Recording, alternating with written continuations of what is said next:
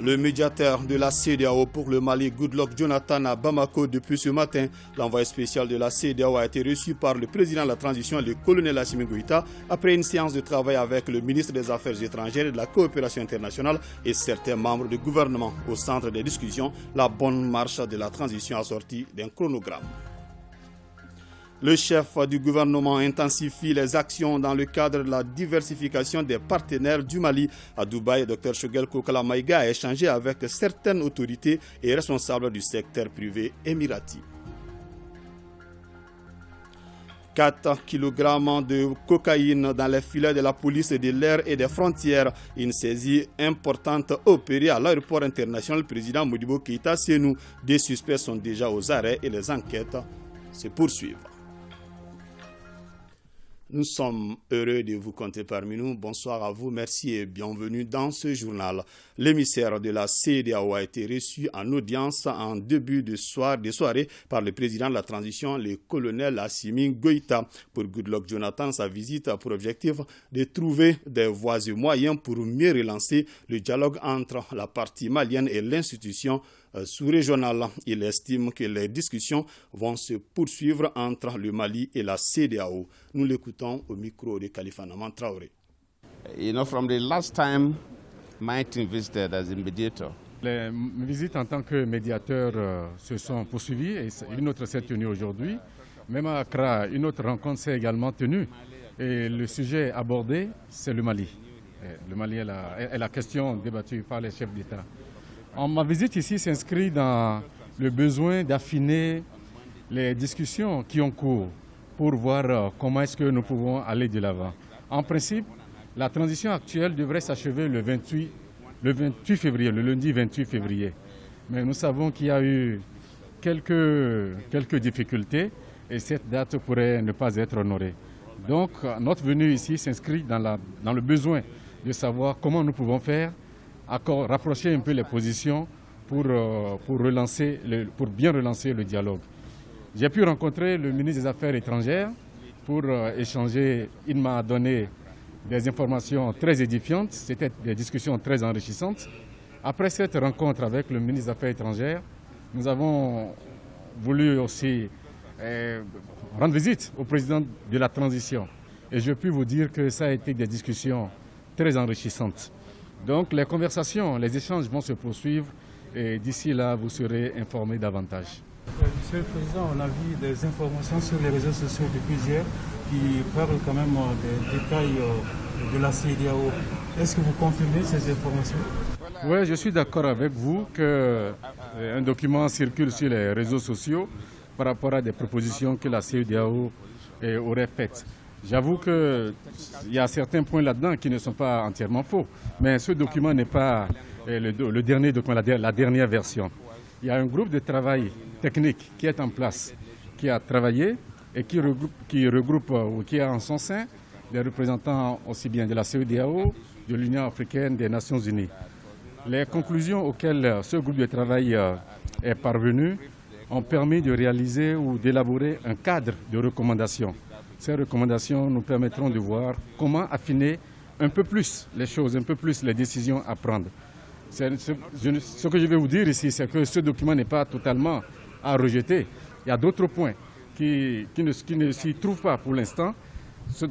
Donc, nous aurons ce document pertinent que nous allons partager avec la partie malienne qui va pouvoir réagir là-dessus et permettre la poursuite des échanges, des discussions. Les discussions se poursuivent et le document n'est pas encore totalement finalisé. Je reviens sur le même point pour vous dire qu'une fois ces échanges-là conclus ou achevés, la position claire vous sera communiquée. Comprehensive, but it's the basis of discussion, and we all agree to continue with the conversation. À son arrivée ce matin, Goodluck Jonathan a été accueilli par Abdoulaye Diop, ministre des Affaires étrangères et de la coopération internationale. L'envoyé spécial de la CEDEAO a eu une séance de travail avec le ministre Diop et certains membres du gouvernement. Ils ont pris connaissance des documents techniques aboutissant à un chronogramme consensuel. Garibou Pérou et Adama Kamara. Dans la continuité des échanges avec les autorités de la transition arrive l'envoyé spécial de la CEDEAO. Cette mission de l'instance sous-régionale intervient suite à une série de rencontres techniques. Gouvernement du Mali et CEDEAO examinent les différents documents proposés. Dans nos échanges tout à l'heure, il y a des documents sur lesquels on a tous travaillé, mais un de ces documents n'a pas pu parvenir encore à la partie malienne. Mais bientôt, ce document lui sera envoyé, elle pourra l'examiner aussi. Ce que nous avons donc retenu, c'est de nous retrouver très très bientôt pour échanger sur ce second document-là. Et quand cela sera fait, nous pouvons mieux nous prononcer sur la durée de la transition, quand est-ce que les élections pourront se dérouler et de quelle manière le processus pourra être mis en œuvre pour le bonheur de tous, et notamment pour une éventuelle levée des sanctions. Electoral processes will commence. Une éventuelle levée des sanctions, les Maliens assurent et soutiennent les autorités de la transition. The government may have come in through the means. La CEDEAO, comme je vous le disais, ne trouve pas de mal à voir des citoyens soutenir leur gouvernement. C'est ce qu'il faudrait même. En tant que médiateur, le rôle que j'ai à jouer, c'est également de rapprocher les différents intérêts, les différentes positions. Et c'est ce que la CEDEAO essaie toujours de faire. Le Mali, à moins de choisir un roi, doit normalement définir des durées, doit définir une durée pour celui qui doit le diriger. Nous nous félicitons que nos équipes aient pu procéder à une évaluation technique et pouvoir convenir en tout cas des éléments qui sont dans ce document. Maintenant, pour ce qui concerne le reste, il est jugé nécessaire que les discussions puissent se poursuivre pour pouvoir arriver à un chronogramme consensuel. À ce stade, nous ne sommes pas en mesure de faire une déclaration quelconque sur la durée, mais les discussions se poursuivent dans un bon état d'esprit. Mais notre souci constant a été aussi que les aspirations des Maliens puissent être reflétées dans ce processus. Les autorités de la transition et la CEDEAO s'activent pour trouver un chronogramme qui prendra en compte les besoins des réformes exprimées par les Maliens. Dans ce contexte de dialogue, un accord de levée des sanctions pourrait être trouvé dans un temps relativement court. Je vous l'annonçais tout à l'heure dans les titres. Le Premier ministre Dr Choguel Kokla-Maïga achève chez jeudi sa visite à Dubaï. Sur place, il a rencontré certaines autorités et responsables du secteur privé du pays. Coopération bilatérale et annonce d'investissement au Mali sont des sujets évoqués. Le but pour le chef du gouvernement est d'intensifier la diversification des partenaires du Mali. Récit de nos envoyés spéciaux, Ibrahim Traoré et Aruna Diarra. En marge de l'exposition universelle Dubaï 2020, le Premier ministre a multiplié les rencontres avec les autorités émiraties et de hauts responsables du secteur privé des Émirats arabes unis. Il s'est d'abord entretenu avec le ministre commissaire général de l'exposition. Les échanges ont essentiellement porté sur la coopération bilatérale dans plusieurs domaines. Le chef du gouvernement a également rencontré le général Ahmad Abdallah, porte-parole du gouvernement de Dubaï, accompagné de Bachir Barkadji, ingénieur en chef de Money Marker Management, une société financière. Juste après, il a reçu Dr Farzam Kamala Badi, PDG du groupe Future Trends, présent dans plus de 150 pays et évoluant essentiellement dans les finances. Ces deux partenaires de l'opératrice économique Djenevan Ndiaye entendent investir au Mali, précisément dans le secteur des infrastructures et de l'énergie. Nous sommes très heureux de rencontrer, de recevoir son Excellence le Premier ministre et toute la délégation pour parler des relations entre les Émirats arabes unis et puis le Mali, et qu'il souhaite aussi que la relation porte des fruits comme des investissements sur les infrastructures routières, les mines et autres. Nous sommes installés dans plus de 150 pays. Et nous sommes dans les finances, dans l'énergie, le pétrole et le gaz. Nous voulons vraiment travailler avec le Mali, avec des investissements qui vont aider le gouvernement et toute la population. Autre personnalité reçue en audience, le sultan Souhail Al-Banna, directeur Moyen-Orient et Afrique de DP World. La société est le troisième exploitant portuaire dans le monde. Elle possède 49 terminaux et envisage de grands projets au Mali. Autant de rencontres pour un seul objectif, soutenir le Mali à faire face aux multiples défis du moment. Vous le savez déjà, le chef du gouvernement est à Dubaï dans le cadre de l'exposition universelle 2020. Il a visité le pavillon du Mali accompagné du commissaire de cette exposition de grande envergure. Le chef du gouvernement est venu apprécier le génie créateur du Malien et surtout les potentiels culturels et touristiques nationaux. Choguel Kokalamaïga n'a pas manqué de saluer le soutien des autorités émiraties à la participation de notre pays à cet événement mondial. Le récit de notre deuxième équipe de reportage, Bourama Traoré et Sidi Modibo Dambélé. S'il n'est pas grand par sa superficie de 113 mètres carrés, il est lourd par son contenu. Le pavillon du Mali est l'Afrique en miniature. Sans conteste, il est devenu un principal point d'attraction à l'exposition universelle Dubaï 2020. Parmi les visiteurs du jour, le Premier ministre. Le temps pour lui de redécouvrir, surtout d'apprécier la fierté nationale. Nous sommes aussi venus parler de notre histoire.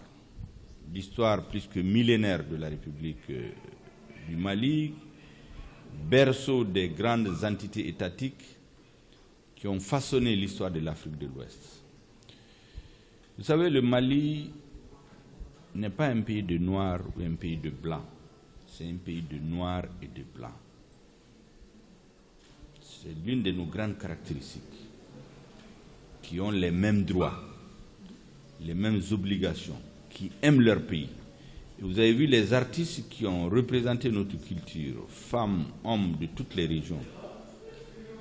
Tout ce que nous avons constaté ici indique clairement que le Mali est une grande nation, que nos amis des pays du Golfe, nos amis des pays arabes, des pays musulmans, sont des amis sur lesquels nous pouvons compter aujourd'hui. Le pavillon du Mali plonge les visiteurs dans un voyage culturel, touristique et la découverte du potentiel économique national. La présence malienne à l'Expo 2020 de Dubaï est le fruit du partenariat avec les Émirats arabes unis. De quoi donner à la visite du chef du gouvernement un parfum de reconnaissance. Les autorités des Émirats arabes unis, auxquelles nous lient des relations profondes d'amitié, ont invité notre gouvernement, notre peuple. Nous ne pouvions pas être absents.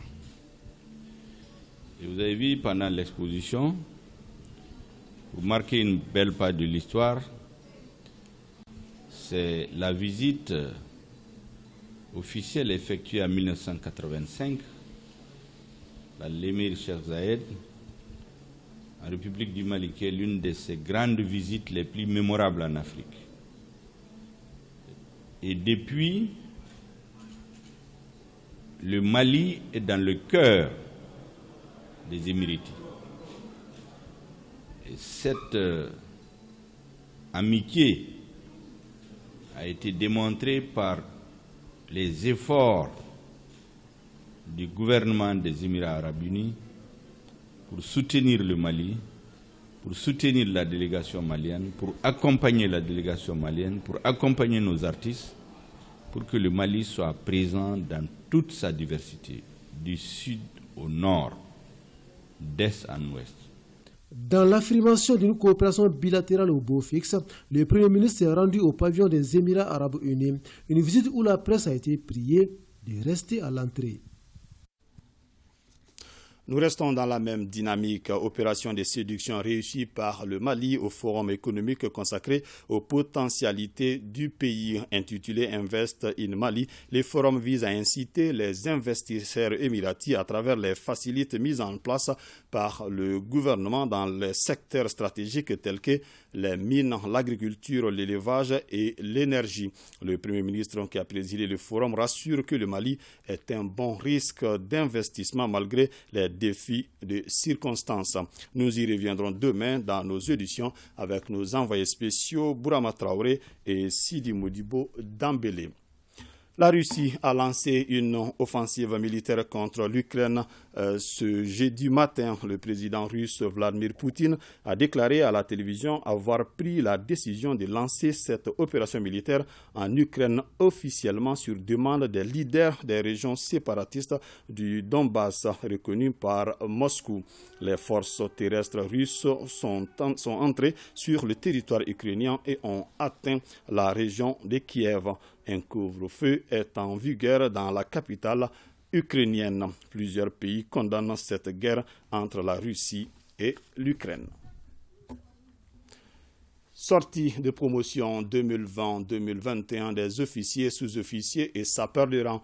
Ils sont au total 498 élèves fonctionnaires à prêter serment pour servir le pays partout où le besoin se fera sentir. Deux membres du gouvernement étaient présents à la cérémonie de sortie. Boubacar Bablin Touré. Ils sont au total 498 éléments composés d'officiers, de sous-officiers et sapeurs du rang qui ont prêté serment à l'occasion de cette cérémonie de sortie de promotion 2020-2021. Après plusieurs mois de formation, ces soldats du feu sont aptes désormais à servir le pays. Ces formations s'inscrivent dans le cadre de l'application de la loi de programmation de la sécurité intérieure qui prévoit de porter à plus de 4000 hommes l'effectif de la protection civile à l'effet de soutenir les efforts de montée en puissance amorcés depuis quelques années par le service au profit des populations. Le corps des officiers sapeurs-pompiers porte le nom du colonel-major à la retraite Mamadou Traoré. Quant aux sous-officiers, ils ont le nom de feu lieutenant-colonel Abdul Karim Koulibaly, précédemment directeur régional de la protection civile de Gao. Les sapeurs du rang portent le nom de feu Mohamed El Mouloud Yatara, assassiné en 2019 à Tombouctou, qui est choisi comme parrain. C'est le plus facile qui est terminé tout de suite. La phase la plus difficile, c'est la phase de la production.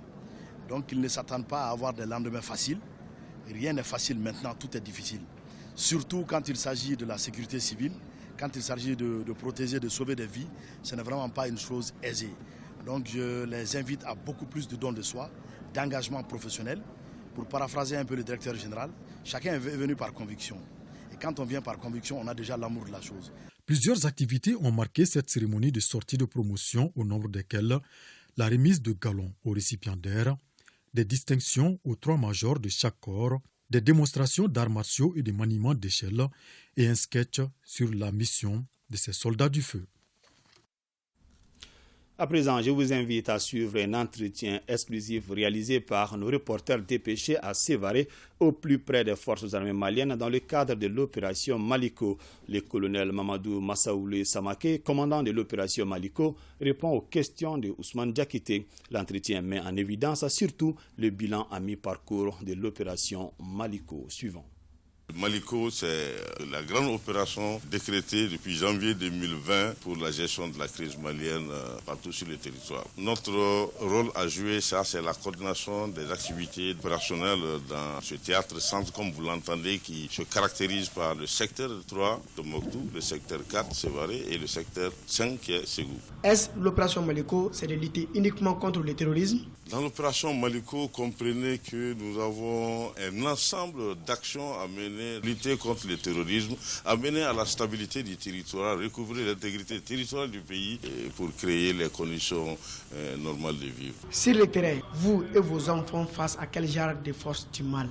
Nous faisons face à des forces asymétriques, forces terroristes, les GAD, souvent les bandits armés, toutes sortes de menaces qui troublent la quiétude des populations. Alors, ceci étant, puisque vous faites face à plusieurs groupes armés, comment se passent les choses sur le terrain? Les activités se passent bon train. Depuis la montée en puissance des FAMA, les opérations sont en train de se conduire normalement et à la grande satisfaction du haut commandement. Nous sommes réellement en potentialité maintenant pour faire face à une grande offensive menée contre les GAT, les traquer, les retrouver jusque dans leur sanctuaire et les détruire pour créer les conditions de stabilité. En clair, qu'est-ce qu'on peut retenir comme bilan à mi-parcours dans cette opération Maliko? Je peux vous l'affirmer que le bilan est très satisfaisant. Alhamdoulilah, aujourd'hui, nous pouvons dire que cette population est très fière de leur FAMA, qui est en train de reconquérir tous les espaces que ces gens-là, sur lesquels ces gars-là se mettent le portrait. Aujourd'hui, avec la montée en puissance des forces armées maliennes, y a-t-il les risques de retour des forces du mal dans les zones libérées? Le risque de retour des djihadistes, maintenant, qui est tenté va venir nous trouver là, parce que cette offensive, la pression exercée sur les gardes, le degré d'attritionnement que nous sommes en train de faire sur ces gardes-là, je pense qu'ils sont de plus en plus effrayés par la force de frappe des FAMA. Je pense que ces gardes-là, ils ont intérêt à s'effacer, sinon quitter notre territoire, sinon c'est leur destruction, leur anéantissement total. Ouverture ce matin ici à Bamako de l'Assemblée citoyenne des peuples de l'Afrique de l'Ouest. Cette rencontre organisée par l'Union des jeunes pour la paix et la nation africaine regroupe des acteurs de différents domaines venant des pays africains. Nouhoum Sissoko. L'UJPENA, l'Union des jeunes pour la paix et la nation africaine, à travers la tenue de cette Assemblée citoyenne des peuples de l'Afrique de l'Ouest, compte mobiliser les leaders de la société civile des différents États ouest africains autour de la problématique de la gouvernance démocratique dans l'espace sous-régional. Les problèmes que nous avons transcendent nos frontières, les populations qui les subissent transcendent nos frontières, les menaces à la sécurité et les crises de gouvernance sont propres à l'ensemble des régions. Un seul pays ne peut pas les appréhender à satiété. Ici que nous nous retrouvions ensemble, mener une réflexion collective et engager une voie collective et mettre nos actions dans une vision consentie mutuellement afin que justement nos objectifs soient atteints par nos efforts. Nos États sont balkanisés, ils ne peuvent pas vivre, ils ne sont pas viables. On ne peut être viable, avoir la souveraineté réelle, politique, économique et être dans le concert des nations que si on est ensemble. Voilà la mission de la jeunesse d'aujourd'hui. Des participants venus des pays de la sous-région estiment que ce cadre de réflexion doit permettre de construire une synergie entre les peuples de l'Afrique de l'Ouest. Aujourd'hui, ici, à cette rencontre panafricaine, pour trouver des solutions à ces maux qui minent un peu notre sous-région et notre continent, c'est une très bonne chose, une très belle initiative de ces jeunes que j'encourage et je pense que c'est noble et pendant ces 3 jours, nous allons discuter de beaucoup de choses afin vraiment de trouver des solutions pour notre continent. En participant à cette rencontre, c'est de pouvoir poser les questions de comment faire pour avoir les bonnes institutions pour que dans les 5, 10, 15 ans qui arrivent, quand ces jeunes-là auront 40 ans, qu'ils puissent vivre dans un pays ou dans des pays africains où les frontières vont compter pour peu. Qu'on ne parlera plus de pan-africanisme, qu'on parlera simplement d'Africains, et tout court. Les travaux de l'Assemblée citoyenne des peuples de l'Afrique de l'Ouest s'étalent sur 3 jours. Ils seront sanctionnés par un manifeste appelé Déclaration de Bamako. Le cercle de réflexion et d'information pour la consolidation de la démocratie au Mali CRI 2002 a remis ce matin au ministre de la Refondation de l'État et des relations avec les institutions des exemplaires du répertoire des chefs de village, fractions et quartiers de Mopti et Tombouctou. Après le gouvernement, le président de CRI 2002 compte faire le même exercice avec les institutions de la République. Les comptes rendus de la cérémonie de remise avec Modibo Mariko. Mopti et Tombouctou désormais dans les répertoires des chefs de village, fractions et quartiers du Mali. Un document élaboré par CRI 2002 et ses partenaires et qui sera d'un apport incommensurables dans la dynamique de la nouvelle gouvernance en cours dans notre pays. Ainsi sont identifiés dans ce document administratif pour la région de Mopti 1889 villages, fractions et quartiers et pour Tombouctou 1256. Un travail de fourmi dont le but est de contribuer à la valorisation des légitimités traditionnelles. Pour que les chefs de village puissent savoir qu'ils comptent, il faut savoir d'abord qu'il y a un répertoire. Pour qu'ils sachent qu'ils comptent, il faut savoir est-ce qu'ils ont leurs actes de nomination ou ils n'en ont pas. Pour qu'ils sachent qu'ils comptent, il faut qu'ils puissent avoir également des signes distinctifs. Pour qu'ils sachent qu'ils comptent, il faut qu'ils soient mis en pole position pour pouvoir occuper leur place et jouer leur rôle, ce qui va nous pousser à la rélecture de un certain nombre de textes qui existent actuellement, dont la loi 06-023 du 28 juin 2006 qui porte sur la création et l'administration des villages, des fractions et des quartiers dans notre pays. Après ainsi Bamako, Sikasso et Ségou en 2019, les cercles de réflexion pour la consolidation de la démocratie CRI 2002 apporte encore sa contribution pour une vraie démocratie participative. Un travail qui tombe à pic pour les processus de refondation en cours dans notre pays. Ce que vous venez de présenter là est une révolution en soi. Les chefs de village représentent tout en termes de sécurité, en termes de citoyenneté, de sens patriotique de ce que nous voulons bâtir aujourd'hui comme étant cette nation. Et pour faire la reconstruction, cette refondation, il faut commencer par la base. Et c'est ce travail que vous nous proposez aujourd'hui. À ce jour, Crédit a pu établir les répertoires des villages, fractions et quartiers pour 33 cercles sur les 49 que compte le Mali. Et après le gouvernement, les responsables de l'association comptent remettre ces répertoires aux autres institutions, histoire de leur doter d'un outil de travail indispensable à la consolidation de la démocratie de la base au sommet. Journée d'échange autour des projets, accélérer les progrès vers la couverture universelle et l'unité des mises en œuvre du renforcement du système de santé. 50 milliards de francs CFA, c'est le montant de ces deux projets sanitaires. Alpha Mega. Il s'agit à travers cette journée d'échange de procéder à une présentation de deux projets du ministère de la Santé et du Développement social.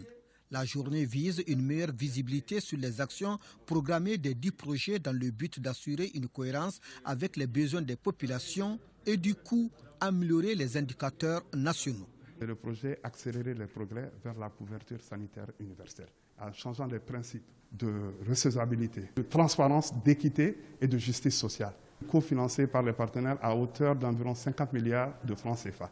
Et il faut le noter que ce n'est pas un prêt, c'est un don. Et le projet intervient dans 4 régions du Mali, à savoir la région de Koulikoro, la région de Ségou, Mopti et de Gao. Oui, disons que c'est un projet qui porte essentiellement sur le renforcement du système de santé. L'autre particularité, c'est que ça s'attaque à des piliers essentiels du système d'information sanitaire, notamment les CESCOM. Comment apporter des soins de santé aux populations les plus éloignées, comment apporter également des médicaments au dernier kilomètre. Pour une période de 3 ans, il s'attaque à la plupart de nos régions, notamment, mais principalement dans les 5 régions, mais on peut aller au-delà en termes d'activité. Donc c'est un financement de plus de 20 milliards. Les deux projets présentés sont financés par le Fonds mondial de lutte contre la tuberculose, le VIH, le paludisme et l'Alliance générale pour la vaccination. Aussi, la Banque mondiale. Il nous appartient ainsi de prendre les dispositions utiles pour une gestion rigoureuse, transparente, efficiente et efficace des ressources et une mise en œuvre effective des interventions dans le respect des termes des différents contrats. L'initiative du département de la santé et du développement social est à saluer, mais attendons de voir les résultats. Point Covid du jour, les services de santé ont enregistré 3 nouveaux cas positifs sur 907 tests réalisés, 283 patients guéris et 0 décès. À ce jour, 237 patients sont sous traitement. Double conseil d'administration à la Caisse malienne de sécurité sociale. Le premier 17e du JAR est consacré à la gestion déléguée de l'assurance maladie obligatoire AMO. La Caisse malienne de sécurité sociale a tenu aussi sa 27e session ordinaire. Au cours de cette journée, les administrateurs ont échangé autour des projets de budget et le plan d'action au titre de l'exercice 2022. Salim Atandao et Omar Traoré.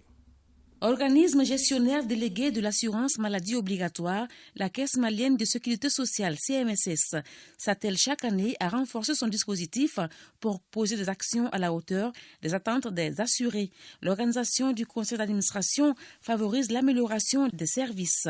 La 17e session de la CMSS, essentiellement consacrée à l'AMO, indique une augmentation de 8,67% du budget 2022 par rapport à celui de l'an passé. Aujourd'hui, nul n'ignore l'importance de l'assurance maladie obligatoire au Mali dans le dispositif sanitaire, car elle contribue à l'allègement des dépenses de santé des populations couvertes.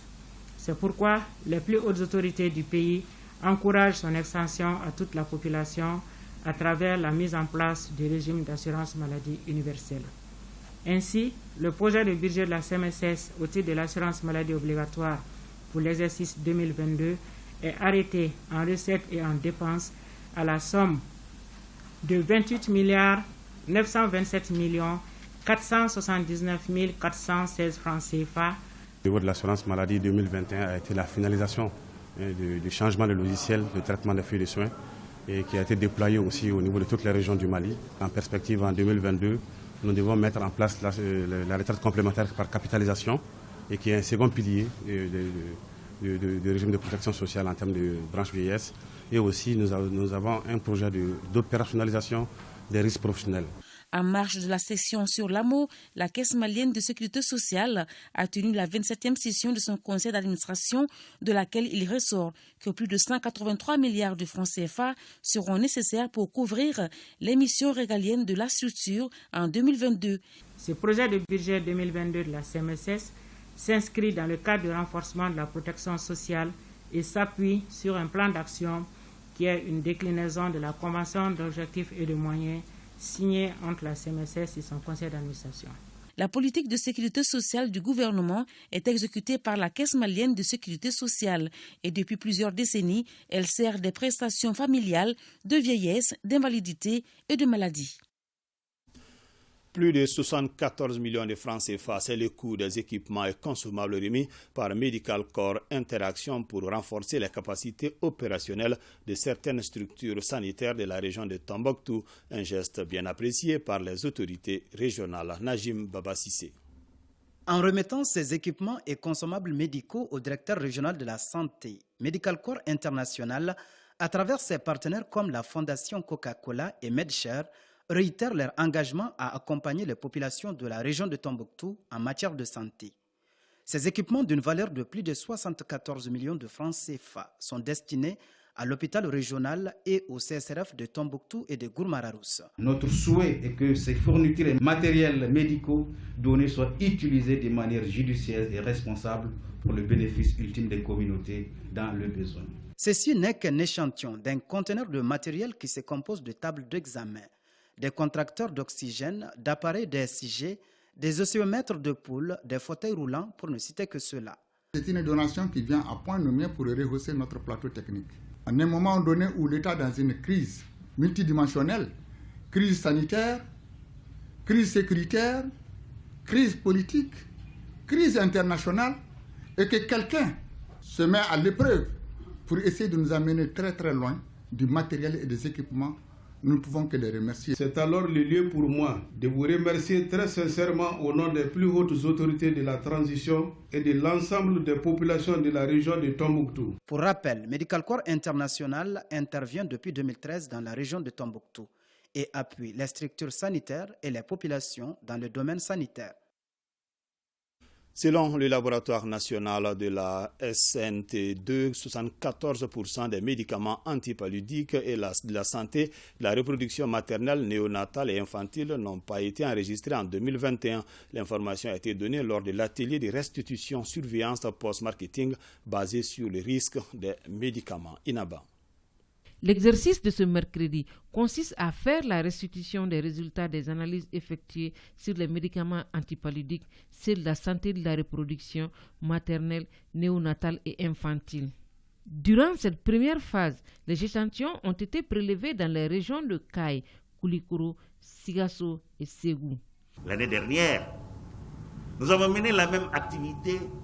On avait recueilli à peu près 67% de médicaments qui n'étaient pas enregistrés, sans aborder le préalable, bien entendu, des médicaments de non-conformité au regard de la qualité qui est recherchée à ce niveau.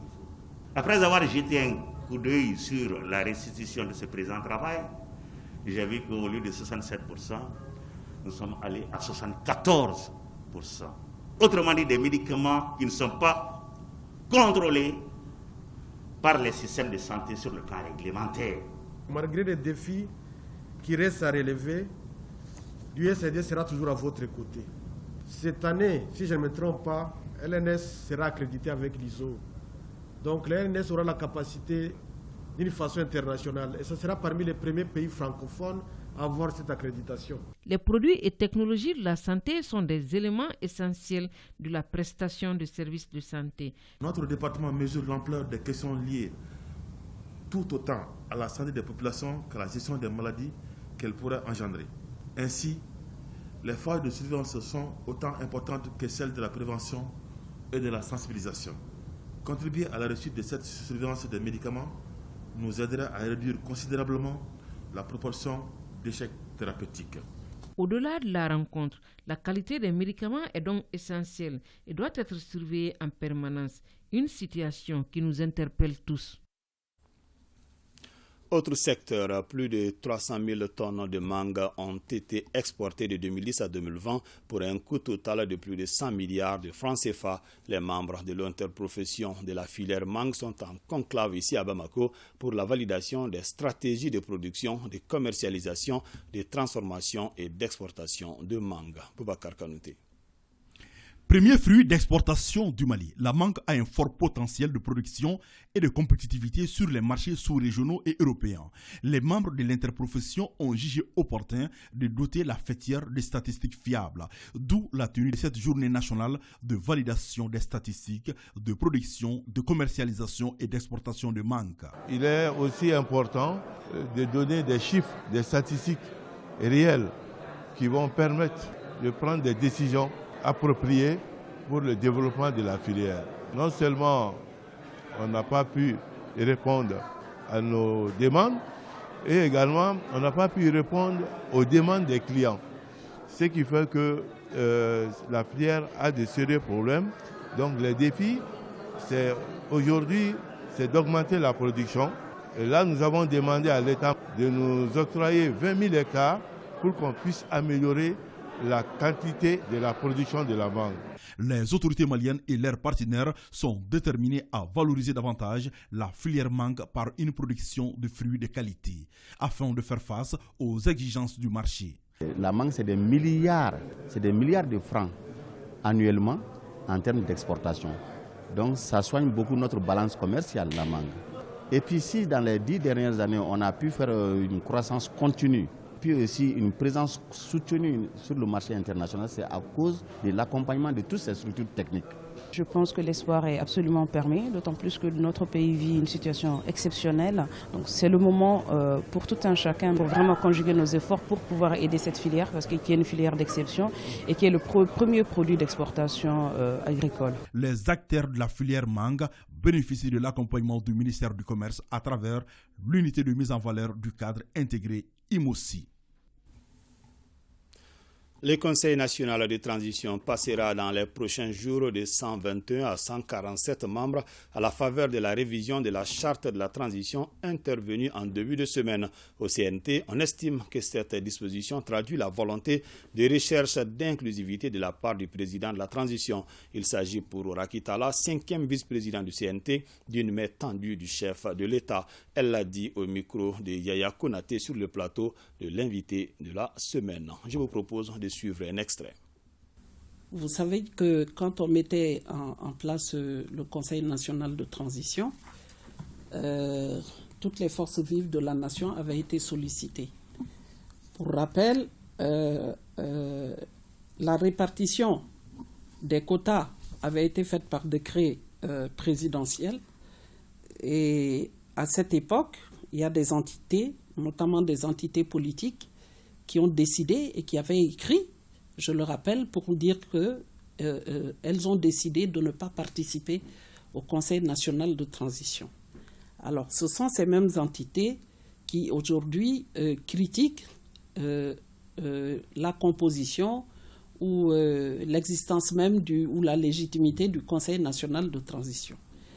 Ce sont ces mêmes entités qui se plaignent du manque d'inclusivité au niveau du Conseil national de transition, alors que pour qui regarde la composition du Conseil national de transition, je pense que toutes les forces vives de la nation y ont été invitées, y sont représentées, y compris des partis politiques. Il faut prendre en compte ceux qui, bref, aujourd'hui ne sont pas contents.